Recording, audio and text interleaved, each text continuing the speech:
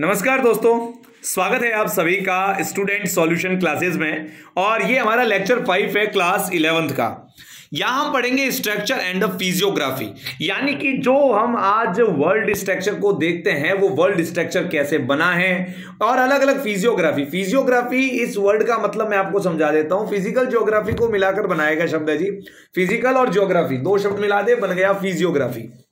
तो हम फिजियोग्राफी अब पढ़ना स्टार्ट कर रहे हैं, यानी कि फिजियोग्राफी की जब हम बात करेंगे अलग अलग डिफरेंट टाइप्स के रिलीफ्स की, यानी कि माउंटेन कैसे बने हैं, प्लेट्यूज कैसे बने हैं, बे कैसा है, इन सब के बारे में हम यहां पर इस चैप्टर में डिस्कस करने वाले हैं। लेकिन उन सबसे पहले हमें यह जानना जरूरी हो जाता है कि भैया आज जिस हम अर्थ को देखते हैं, देखिए अर्थ का स्ट्रक्चर आज जैसा हम देखते हैं Asia, Europe, Africa, northern America, southern America, Antarctica, Australia, ये देखिए कितना दूर दूर एक दूसरे से हुए हैं। ये अर्थ का स्ट्रक्चर स्टार्टिंग में ऐसा नहीं था। आपको ये जानकर आश्चर्य होगा कि ये अर्थ का स्ट्रक्चर वास्तव में स्टार्टिंग में ऐसा नहीं था। ये जो आपको दिखाई दे रहा है ना साउथ अफ्रीका, ये पहले यहां पर ऐसे मिला हुआ था। यानी ये पूरा का पूरा जो है ना, यहां पर आपको स्टोरी पढ़नी है पेंजिया और पेंथालासा वाली, प्लेट टेक्टोनिक थ्योरी, इन सब के बारे में इसमें हम बात करेंगे। देखिए शुरू करते हैं। देखिए हमारा जो अर्थ है ना वो स्टार्ट के अंदर ऐसा था। आज से लगभग 250 मिलियन साल पहले हमारी जो अर्थ है ना वो ऐसे थी, पेंजिया। इस जो वो आपका जो लैंड वाला पार्ट है ना इसको बोलते थे पेंजिया, और जो ये वाटर बॉडी वाला पार्ट है इसको बोलते थे पेंथालासा। फिर टेरासिक पीरियड यानी 200 मिलियन के अंदर क्या हुआ कि इनके अंदर कुछ ये टूटे, कुछ बिखरे, यानी लगभग ये दो भागों में यहां पर टूटा। इसके ऊपर वाला जो भाग था इसको बोलते थे लॉरेशिया, एक नाम और है इसका अंगारा लैंड। जी हाँ, कुछ किताबों में आपको अंगारा लैंड भी लिखा हुआ मिलेगा।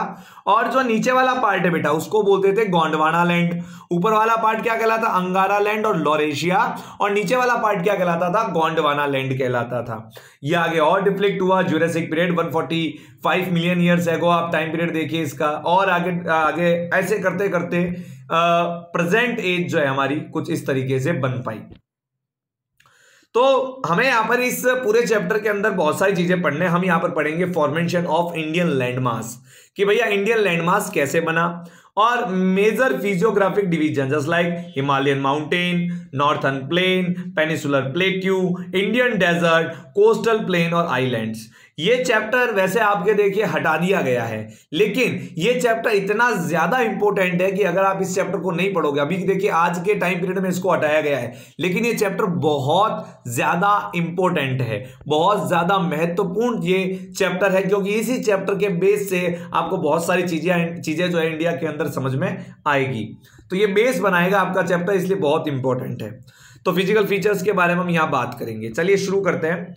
हम बात करते हैं थ्योरी ऑफ प्लेट टेक्टोनिक है ना। प्लेट टेक्टोनिक, क्यों प्लेट टेक्टोनिक की बात करते हैं? आप देखते हैं भाई डिफरेंट टाइप के फिजिकल फीचर्स पूरे अर्थ में मिलते हैं। कहीं पर आपको डिफरेंट टाइप्स की रॉक मिलेगी, मतलब कुछ रॉक तो ऐसी होगी जिनसे क्या है कि हमारे ताजमहल जैसा मजबूत बिल्डिंग जो है वो बनी हुई है, और कुछ बिल्डिंग्स ऐसे है, कुछ पत्थर ऐसे है, कुछ रॉक्स ऐसे है जिनसे टेलकम पाउडर बना है। इसका रीजन क्या है? तो हमारे सामने भाई साहब दो रीजन निकल कर आए। पहला कि land from the during the different geographical periods, ये लैंड जो है वो डिफरेंट टाइप के ज्योग्राफिकल पीरियड में बनी है, तो इसलिए कुछ कच्ची है, कुछ पक्की है, कुछ मजबूत है, कुछ हल्की है। और दूसरा रीजन निकल कर आता है भाई ये वेदरिंग, इरोजन, डिपोजिशन, इन सभी के कारण। ये समझा देता हूं मैं आपको, वेदरिंग, इरोजन और डिपोजिशन में क्या फर्क है जी। वेदरिंग यानी वेदर के थ्रू, हवाओं के माध्यम से, वेदर के थ्रू, बारिश के कारण किसी भी तरीके से जो आपके रॉक है वो उड़कर, डस्ट पार्टिकल्स उड़कर किसी एक दूसरी जगह पर उड़कर चले जाते हैं, उसे कहता है इरोजन कहते हैं। उसी वेदरिंग की वजह से उस स्थान पर जो कटा फटा भाग हो जाता है। जैसे ये देखो, इसको समझो इस तरीके से, ये पर्वत है और यहां से भैया चली हवाएं चलने से हुआ क्या कि इसने इसको यहां से काट दिया। इस तरीके से समझो इसको भैया, इसने क्या कर दिया, इसको यहां से इस तरीके से काट दिया। तो ये क्या होगा? इरोजन। अब यहां से जो डस्ट पार्टिकल उड़कर गए, ये डस्ट पार्टिकल एक जगह पर क्या होने लगे? जमा होने लगे। जमा होने को क्या कहते हैं? बैंक में हम क्या करते हैं? डिपॉजिट करते हैं ना, बैंक में डिपॉजिट करते हैं। उसी टाइप से ये जो डस्ट पार्टिकल एक जगह पर जमा होने लगे, तो इसको हम बोलते हैं डिपोजिशन। तो ये भी कुछ रीजंस है जिनके कारण अलग डिफरेंट टाइप की आपको लैंडफॉर्म देखने को मिलती है। तो समझते हैं कि ये लैंडफॉर्म बनी तो बनी कैसे, उसके ऊपर हम डिस्कस करते हैं। देखिए हमारी जो अर्थ है ना, जैसा आपको दिखती है ऊपर से, वैसे ये अंदर से बहुत रहस्यमयी है। आपने छोटी क्लासों में इसके बारे में जरूर पढ़ा होगा, और नहीं पढ़ा है तो कोई चिंता वाली बात नहीं है, अब पढ़ लीजिए। ये देखिए ऊपर वाली जो आपके फॉर्म है, उसको, जो ऊपर वाली फॉर्म है अपनी लैंड के अंदर, ऊपर ही ऊपर जो लेयर है उसको बोलते हैं क्रस्ट। क्या बोलते हैं? क्रस्ट। इस क्रस्ट के अंदर एक आपके दो डबल फॉर्म हो गए, इसको बोलते हैं मेंटल। मेंटल को दो भागों में बांटा है यहां पर, अपर मेंटल और लोअर मेंटल, ठीक है। और उसके अंदर जाओगे तो ये जो पूरा आपको यहां दिखाई दे रहा है, ये दो पूरा पार्ट है, ये कहलाता है कोर। कोर भी दो टाइप का हो गया, आउटर कोर और इनर कोर। अब देखो इनर कोर जो है ना वो तो सॉलिड है, सॉलिड है, इसको बोलते हैं नीफे। नीफे यानी कि आपके ये जो है नीफे, ये सियाल, सीमा और नीफे, ये क्या चीज है ये मैं आपको आगे समझाऊंगा चैप्टर के अंदर। ये जो क्रस्ट जो है ना उसका अधिकतर पार्ट जो है वो सिलिकॉन और एल्यूमिनियम से मिलकर बना है, इसलिए इसको बोलते हैं सियाल। और ये जो मेंटल है इसका अधिकतर पार्ट जो है वो सिलिका और मैग्नीशियम से बना है, इसलिए इसको बोलते हैं सीमा।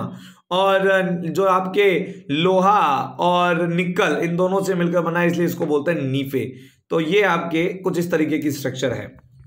अब होता क्या है, इसको यहां पर समझना मेरे बेटे, होता क्या है, कैसे ये प्लेटें बनी हैं, कैसे हमारी अर्थ अलग अलग जगह पे ड्रिफ्ट हुई है, इसको समझते हैं हम। देखिए ये जो अपने मेंटल है, इस मेंटल के नीचे देखिए outer core, inner core. Inner core तो सॉलिड है, ये आउटर कोर है ना ये लिक्विड है। ये लिक्विड भी कैसा है जी, सेमी मोल्टन स्टेज में। सेमी मोल्टन स्टेज इसमें जेली टाइप की फॉर्म है जिस तो इसी सेमी मोल्टन स्टेज के कारण क्या होता है, इसी सेमी मोल्टन स्टेज के कारण क्या होता है जी, हमारी अर्थ, अब आप समझ लीजिए ये पानी है ना, इस पानी के ऊपर कोई व्यक्ति अगर खड़ा है तो क्या वो सीधा खड़ा हो पाएगा क्या? जी नहीं खड़ा हो पाएगा। वो कैसे करेगा? वो इधर चला मैं उधर चला ये गाना गाएगा, क्योंकि वो सीधा खड़ा हो ही नहीं पाएगा, वो एक स्थान पे हिलता रहेगा जी, वो हिलावट महसूस करेगा, है ना, वो हिलावट महसूस करेगा। तो वही सेम टू सेम वाली बात है। ये कैसा है जी, सेमी मोल्टन स्टेज पर है। उसी कारण सेमी मोल्टन स्टेज के होने के कारण, इस लिक्विड के होने के कारण, इसके ऊपर जो हार्ड कोर लोअर मेंटल है और उसके ऊपर जो अपर मेंटल है, उनमें क्या होने लगे, वो जहां पर ये दरारें पड़ी थी वो पार्ट क्या होने लगा, अलग होने लगा। वो पार्ट क्या होने लगा बेटे, अलग होने लगा। ये यहां से ये टूट गए, और टूट कर क्या हो गई, हमारी अर्थ बन गई।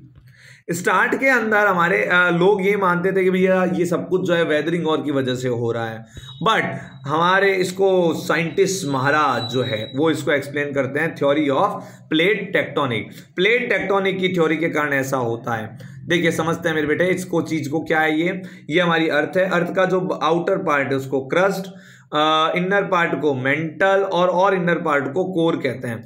ये मेंटल जो है यहाँ पर मैग्मा पाया जाता है।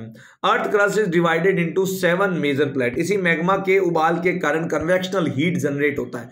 मैं आपको और एग्जांपल देता हूँ। आपने कभी चाय उबाली है? उबाली होगी ना, हाँ थोड़ा बहुत तो काम करती हो घर पे, तो चाय उबाली है ना। अब यहाँ पर देखो इस तरीके से इस चीज को समझना, इस तरीके से मेरे बेटा इस चीज को समझना कि ये देखो आपने यहाँ पर क्या दी, इसको हीट दी ना। हीट दी होगी तो आपने देखा होगा कि पानी की जो बूंदे है ना वो सेंटर से दूर होती जाती है ना। पानी की जो बूंदे, अगर आप थोड़ा गौर करके देखोगे तो पानी की जो बूंदे है वो सेंटर से दूर होती जाएगी। तो ये मैग्मा भैया बहुत गर्म है, तो ये क्या लगाएगा, इसी तरीके का कन्वेक्शनल फोर्स लगाएगा, ऐसे फोर्स लगाएगा, और इसी फोर्स के कारण क्या हो बनेगी, प्लेटें बनेगी। इसी फोर्स के कारण क्या बनेगी मेरे बेटे, प्लेटें बनेगी। तो an earth crust is divided into the 7 major plate. Minor plates बहुत सारी है, अलग अलग किताबों में अलग अलग संख्या दे रखी है, तो इसके ऊपर हम डिस्प्यूट नहीं करेंगे। हम याद रख लीजिए 7 मेजर प्लेट। ये 7 मेजर प्लेट कौन कौन सी है, Eurasian plate, African plate, Indo Australian plate, north American plate, south American plate, Pacific ocean plate और अंटार्कटिका प्लेट। तो इट्स मीन ये 7 मेजर प्लेट्स है, इनके बारे में आपको ध्यान होना चाहिए। और ये प्लेट्स क्या है जी, ये plates, the plates are continuously moving floating on magma. ये मैग्मा पर क्या है जी, ऐसे तैर रही है, मैग्मा पर क्या कर रही है, तैर रही है। और इसी कारण 3 activity, folding, faulting and the volcanic activity, इसी के कारण होती है, leading to folding, faulting and volcanic activity. Okay, तो हम समझते हैं, हम देखिए इससे प्लेट से क्या होता है, प्लेट्स का मूवमेंट क्या है। प्लेट्स तीन टाइप का मूवमेंट करती है। फर्स्ट मूवमेंट है कन्वर्जेंट प्लेट। कन्वर्जेंट प्लेट्स क्या होती है? जो आमने सामने ऐसे मूवमेंट करती है उससे कन्वर्जेंट प्लेट कहते हैं। प्लेट्स कम टुवर्ड्स ईच अदर। इससे होगा क्या? इससे होगा क्या? इससे होगी फोल्डिंग। इससे क्या होगी? फोल्डिंग होगी और क्या बन जाएंगे बेटा? माउंटेन बन जाएंगे। दूसरा है आपके डिवर्जेंट प्लेट। दूसरा क्या है? Divergent plate. दूसरा डिवर्जेंट प्लेट। डिवर्जेंट प्लेट से क्या हो जाएगा? डिवर्जेंट प्लेट, एक प्लेट इधर एक प्लेट इधर, तो बीच में क्या बन गई? आपके रिफ्ट बन गई, खाई बन गई, है ना। Then plates move away from each other, एक दूसरे से दूर जा रही है तो क्या बन जाएगी? वैली बन जाएगी। फिर अगला आता है आपके transform plate. Transform plate, plate moves horizontally, एक दूसरे से, एक ऊपर जा रही है एक नीचे जा रही है, तो इससे क्या आते हैं जी? अर्थक्वेक आते हैं, वॉल्केनोज आते हैं। Due to this plate movement, plates collide, crumbled and slides under each other. Most volcanoes and earthquake in the world are located at the plate margin.